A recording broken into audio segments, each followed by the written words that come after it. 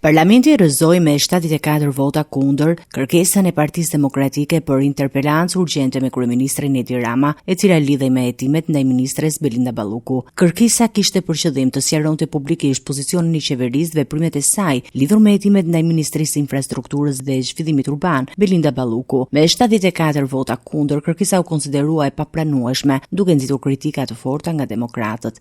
Nuk duhet pranuar sepse çështja është aktualisht një shqyrtim gjykatën kushtetuese dhe është ky organ që do të jap një interpretim përfundimtar mbi kompetencat dhe ndarjen e pushtetit ndërmjet institucioneve të ndryshme.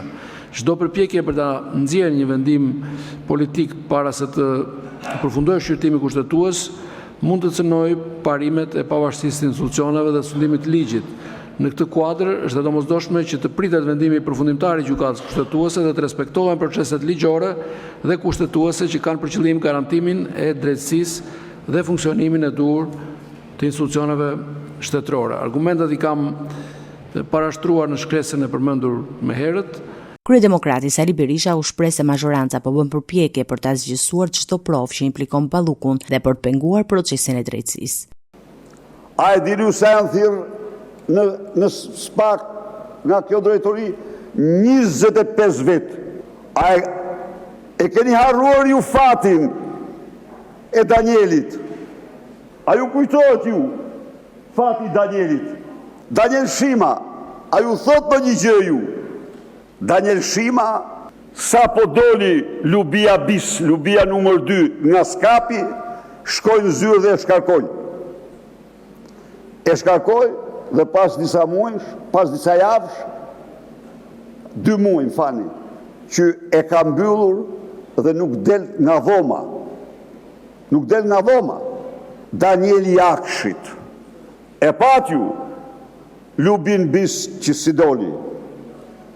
Dhe përballë këtyre skandaleve, këtyre vjedhjeve të pa imagjinueshme, përballë shkatrimit të madh.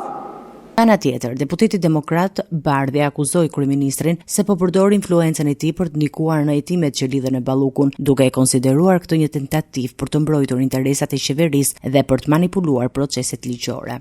Në asnjë rast dhe për asnjë rrethan nuk është detyra jonë dhe s'kemi kërkuar që ne të shqyrtojmë kërkesën që kryeministri ka dërguar në gjykatën kushtetuese. Ajo për cilën kemi kërkuar interpelancë me kryeministrin është eksaktësisht ndërhyrja institucionale e kryeministrit në një çështje në hetim, mbajtja në detyrë e një ministri apo zyrtari të marrë të pandehur për abuzim me disa tendera publik dhe ndërkohë nën hetim për disa tendera tjerë, si dhe ngritja e pretendimeve në kërkesën që ka dorëzuar në gjykatën kushtetuese në emër të Kuvendit të Shqipërisë, pa e konsultuar Kuvendin e Shqipërisë. Ju folët që duhet presim vendimin e gjykatës kushtetuese, por çdo shqiptar e ka parë që Edi Rama del dhe flet me vete të paktën 3 herë në ditë për këtë çështje. Del dhe mbron